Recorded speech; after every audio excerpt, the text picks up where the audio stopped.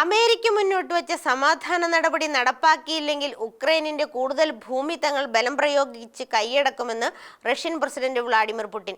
European രാഷ്ട്രീയക്കാരെ യുവപന്നികൾ എന്നാണ് പുടിൻ വിശേഷിപ്പിച്ചത്. യുദ്ധം അവസാനിപ്പിക്കുന്നതിനായി അമേരിക്കയുടെ നേതൃത്വത്തിൽ സമാധാന കരാർ തയ്യാറാക്കിയിരുന്നു. എന്നാൽ ഉക്രൈൻ കരാർ അംഗീകരിച്ചിരുന്നില്ല.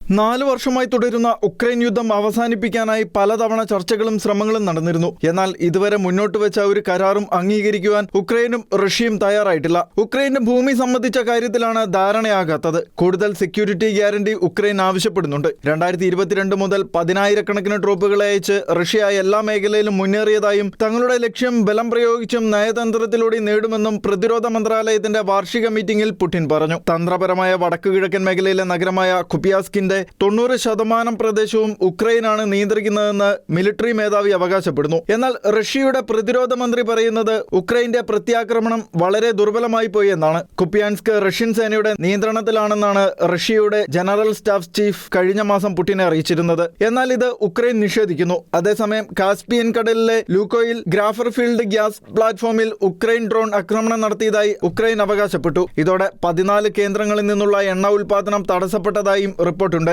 ഈ സാഹചര്യത്തിലാണ് അമേരിക്ക മുന്നോട്ട് വെച്ച സമാധാന നടപടി നടപ്പാക്കിയില്ല എങ്കിൽ ഉക്രൈന്റെ കൂടുതൽ ഭൂമി തങ്ങൾ ബലം പ്രയോഗിച്ച് കൈയടക്കുമെന്ന് റഷ്യൻ പ്രസിഡന്റ് വ്ളാഡിമിർ പുടിൻ ഭീഷണി മുഴക്കിയത്. International desk, ഷെഖേന news.